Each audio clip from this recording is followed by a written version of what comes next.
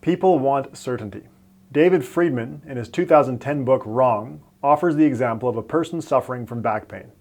He visits two doctors to review his MRI.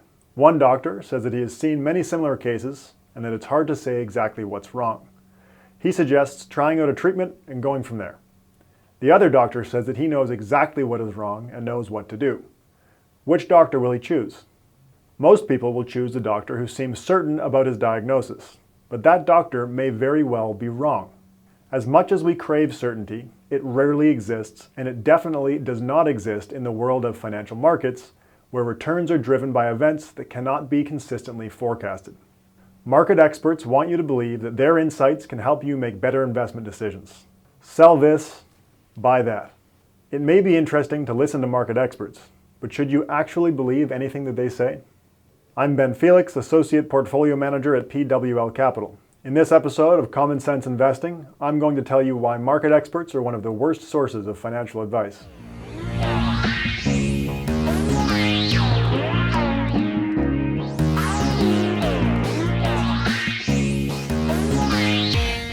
Let's start off by remembering that there is a tremendous amount of evidence that actively managed funds, on average, consistently fail to outperform their benchmark index.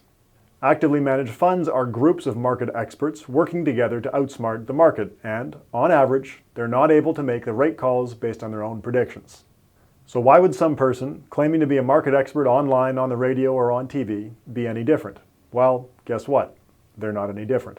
There have been two comprehensive efforts to aggregate and analyze the predictions of stock market gurus.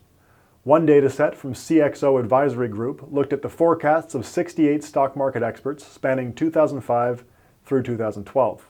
They collected a total of 6,582 forecasts for the US stock market. Some of the forecasts had been made as far back as 1998, ending by 2012. The forecasts were then compared to the S&P 500 over the future intervals relative to the forecast. The analysis found that the aggregate accuracy of all forecasts was less than 50%. The other study of predictions is called the Guru Dex. It looks at the 12-month period ending in December 2015. Rather than focusing on individual market gurus, the Guru Dex looks at the stock predictions of large institutions. Not only does the Guru Dex assess the accuracy of the forecasts, but it also compares the return of an investor who had acted on all of the predictions to the return of the S&P 500 over the same time period. For the 12 months ending December 2015, the Guru Dex shows an average stock prediction accuracy of 43% for the 16 institutions that they tracked. It's not like these are no-name institutions either. RBC Capital Markets, BMO Capital Markets, Goldman Sachs, and UBS were all included. Only 4 of the 16 institutions had greater than 50% accuracy over the 12-month period. One of those 4, a Japanese institution, batted 60%, while the other 3 were right 53% of the time, barely better than a coin flip. The accuracy numbers dropped sharply from there. If an investor had acted on each of the stock predictions that these large institutions made in 2015, they would have earned a negative 4.79%, while the S&P 500 was relatively flat at minus 0.69%. In an attempt to explain such low accuracy for these supposed experts, the author of the CXO Advisory Analysis points out an important perspective on forecasts. The market expert making a forecast may have motives other than accuracy. For example, some market gurus may be making extreme forecasts to attract attention to their institution or publication.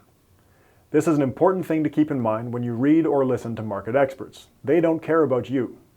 Their motivation might be driving traffic to their publication or bringing attention to their product or service, but their focus is almost certainly not on giving you financial advice that is in your best interest. One notable market expert, Andrew Roberts, the Royal Bank of Scotland's research chief for European economics and rates, made headlines in early 2016 by advising investors to sell everything in preparation for a cataclysmic year. This was sensational enough to be picked up and written about by The Telegraph, CNN, The Wall Street Journal, and The Financial Post, among many other publications. Of course, 2016 went on to be an excellent year for investors, and so did 2017. Whoops. Warren Buffett famously said, "We have long felt that the only value of stock forecasters is to make fortune tellers look good. Even now, Charlie and I continue to believe that short-term market forecasts are poison and should be kept locked up in a safe place away from children and also from grown-ups who behave in the market like children." While it may be tempting to listen to those who prognosticate the best stocks to buy or the future direction of the market, it is important to remember that the data refutes their ability to improve your investment decisions. Market experts are not regulated. There is no licensing body or minimum level of education to call yourself a market expert and start making predictions. Even if there was, the evidence shows that no level of education or intelligence makes it possible to beat the market consistently. Market experts should be viewed as nothing more than they are, a source of entertainment. Thanks for watching. My name is Ben Felix of PWL Capital, and this is Common Sense Investing. I'll be talking about a lot more common sense investing topics in this series, so subscribe and click the bell for updates. I'd also love to read your thoughts and questions about this video in the comments.